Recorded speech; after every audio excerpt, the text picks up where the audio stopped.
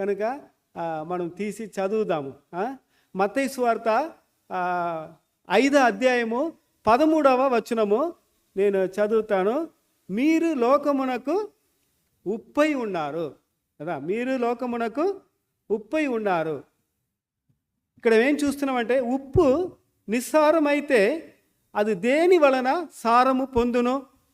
అది బయట పారవేయబడి మనుషుల చేత త్రొక్కపడుటకే కానీ మరి దేనికిని పనికిరాదు. ఇది దేవుని వచనము కదా.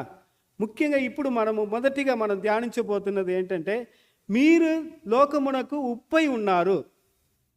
అందరు చెప్దామా?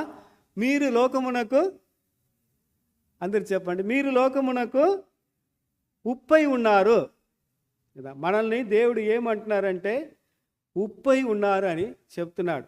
ఇక్కడ మొదటిగా మనము గుర్తించవాలి